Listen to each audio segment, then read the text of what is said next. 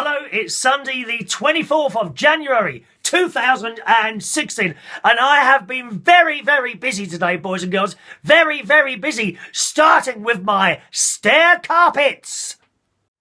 Nice, clean carpets, look, clean. And not only the middle bit, but I've gone right into the corners, look. No dust. Oh, hang on a minute. Is that dust? No, it's okay. Oh, look, no dust, even in the corners today. I've been very, very, very busy. Yes, you've got to do the job properly, girls. Come on now. Don't just do the middle. You've got to get down those little grooves on the little grooves, boys and girls. The bit that parts the two apart. You've got to get right into that groove. No mucking about. Get into those grooves, ladies. Oh, hang on a minute. Look, very bad positioning of the camera, dear. That's it. My background is... I don't put backgrounds up not to fill the whole screen, dear. The whole screen. Remember, girls, keep your grooves nice and clean on those carpets. Grooves must be kept clean at all times. Not only have I cleaned the hallway carpet today, I've had a disaster in the kitchen, gang. I've had a disaster in the kitchen.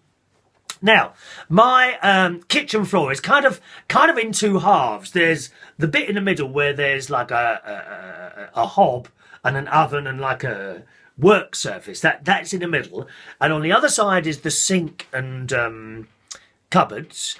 And on the other side of that is where the cat sleeps and the television on the wall and dining room tables and all that. Now, when I clean the kitchen floor, I tend to only do the side that I walk on, not bothering with the cat side. But I'd like to tell you this, boys and girls, I don't want you to think that I've got a dirty, disgusting house, but Katie, the cat, had a little accident the other day. I think it was an accident, but there was a gift. There was a gift that had been left to me under the dining table. Fortunately, it was quite solid and quite easy to pick up off the floor, in a piece of tissue, not with bare hands.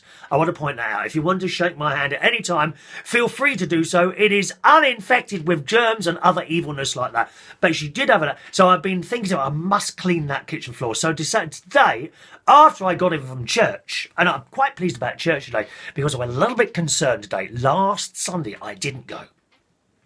And I thought I might be circumcised for not... Sorry, is that the right word?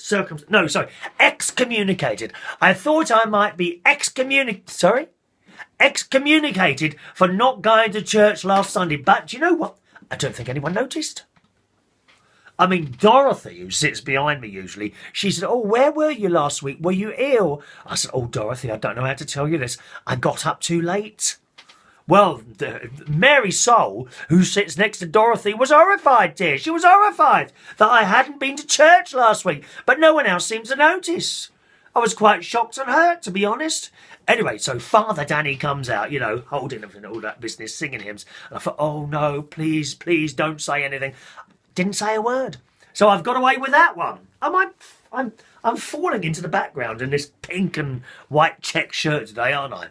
Anyway, so I got back from Thursday and I decided to clean the cat's half of the kitchen floor. So I moved the chairs away, everything else. And while I was doing it, I went into my fridge and out came one of those put in the oven for 25 minutes dinners. It was quite a runny one. It was like pasta with white sauce and broccoli and other vegetables, and petit pois. Petit pois. Why do they call them that? They're just peas. Small peas. Why do they have to have these fancy names for everything? So they had small peas and broccoli, white sauce, and a little bit of pasta in there. So I put that in the oven.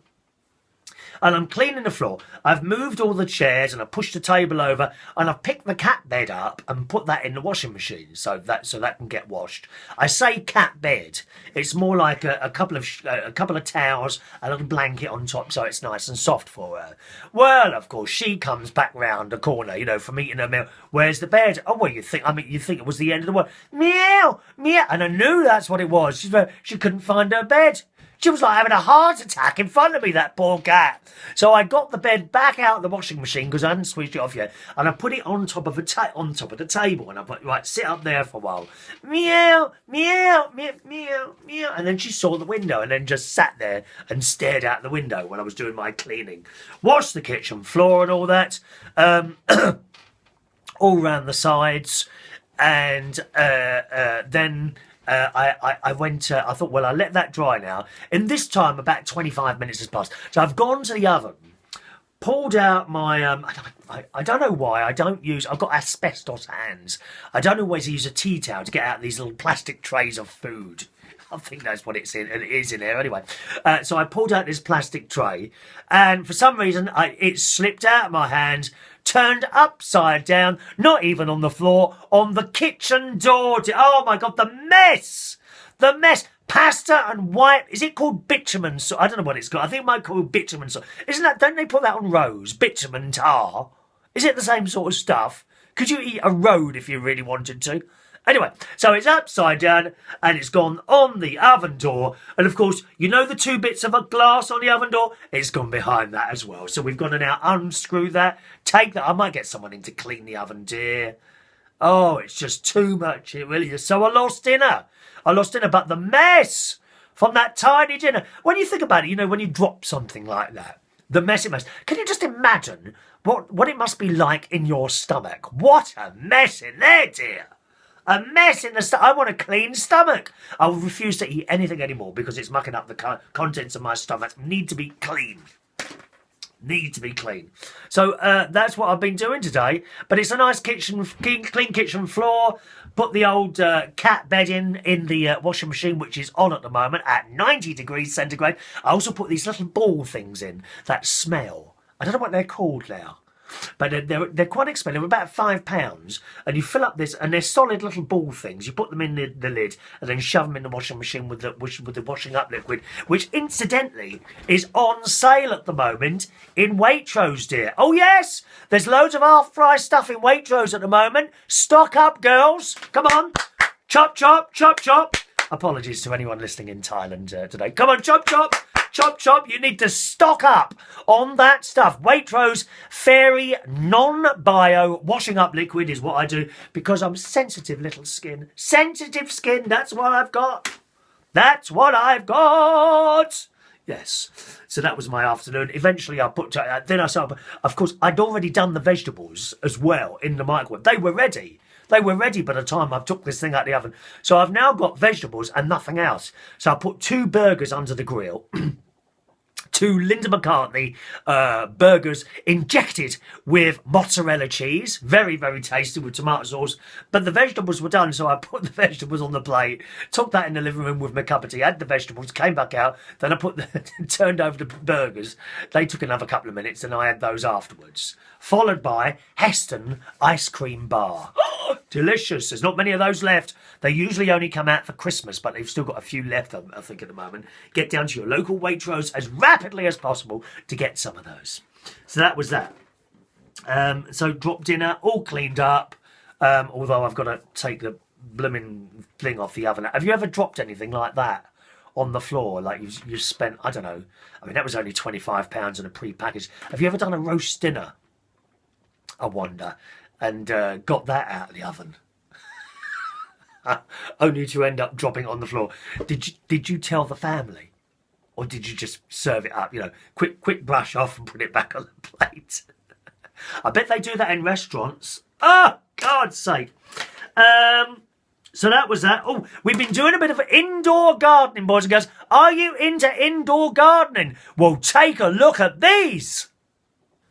Yes, gang, amaryllis things are about to explode into colour. I bought these from Aldi for only £2.58 back in, when was it? I think it was November, something like that. They had stacks of them there. And they're about to burst into colour. And do not worry, you, as friends and loyal viewers to United Kingdom Talk, will see the flowers when they first appear. You see, you don't need acres and acres of garden like me. You can do it all in little pots. Buy those windowsills, boys and girls, and create colour and beautifulness in your home. Yes. Finally today, I am shocked and horrified.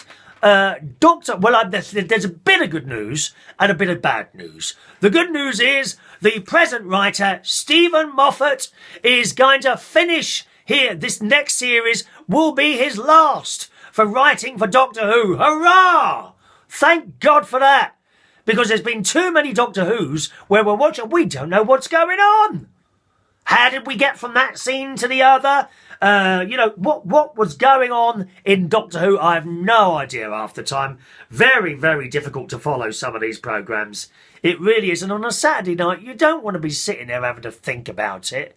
Not like people like Carl Waring, who tears the entire show apart, knowing the intricate details of Doctor Who. And someone else sent me a message on Facebook, said, if you do your research, what do you mean if I do my research about Doctor Who? I just want to sit there and watch it. Don't be so bloody stupid. God, you're far too intelligent, aren't you? And if you're that intelligent, what are you doing watching Doctor Who? I'm not intelligent. That's why I'm watching Doctor Who, but I can't follow it anymore. So thank God Stephen Moffat is gone, or will be going shortly. Thank God for that. Good riddance. Go and do something else you're good at. You're very good at writing, that other thing you do, Sherlock, but you're not a Doctor Who writer, my friend. Not at all. It's awful. Although I will admit, Steve, there has been some quite good episodes. I will admit some that I have been able to follow. But there's been ones that, we just don't have a clue what's bloody well going on, dear. God's sake. Anyway, so he's going. Good. That's the good news. The bad news is there's going to be no Doctor Who this year. No. Someone new, I think, has gone into the BBC and said, we've got a lot of excitement happening this year, right? And then she I think it's a woman, she said, not that makes any difference, but she says, we've got the Euros. Well, I don't know what does she mean football by that, the Euros, and the Olympics. So we want to hold Doctor Who back till 2017, so it has a big impact for the viewers. You're going to love it. No, we don't. No, we don't love it. We want it now, dear. Why do you think in your small, tiny mind that Doctor Who viewers might actually like the Euros, if you're assuming you'll mean something about football, or the Olympics? I have no interest in either. No football, certainly not football, or the Olympics. I have no interest in that whatsoever. Why have you decided to hold back Doctor Who till 2017? This year, right? Do you know what we're going to have? A Christmas special. That's it. No more Doctor Who now till Christmas this year. So that's like 12, 11 months away. How ridiculous is that? That is just so stupid. What a stupid decision. There's got to be something else in it. There must be something else under there that they don't want to show it now until 2070. But another bad decision at the BBC. Do you know what? I was a massive, massive BBC supporter and fan for years and years and years. But in the last few years, you've just completely and totally lost the plot. You don't listen to anyone. You really don't. You don't listen to us anymore. You just say, have you ever met anyone from the BBC? I tell you what, boys and girls, have you ever met anyone from the BBC? They swan in, we're from the BBC. And, as a child, I wanted to work for the BBC. My God, you were up there with the gods. You were. Not anymore, I'm afraid. I don't know what sort of people you've got running that place anymore, but it's bloody ridiculous. And why you take off, and the other problem, another popular programme, Merlin. You stopped Merlin. And then you stopped the replacement Atlantis, which didn't finish. We had the end of a series, cliffhangers, and there was no more. How can you do that? Who's making these decisions? We want to bring back Michael Grade. He was good. Michael Grade, bring him back. Head of the BBC, yes indeed. Anyway, this has not been a BBC production. This has been a production from United Kingdom Talk. Thank you very much, boys and girls. Any comments, as always, put them under here, or you can send in an email if you want. All right, Chris at unitedkingdomtalk.co.uk. It's Sunday night, boys and girls, which means we host a karaoke night tonight, which in the last 4 weeks has been very, very good indeed. We're really pleased how this one is going now. It was the weaker one out of everything I do, but it's now become very good. So karaoke every Sunday night tonight at 8 o'clock at the Golden Lion in Sydenham. Do join us there between 8 p.m. and midnight. Have a lovely Sunday. See you soon. Ta-da.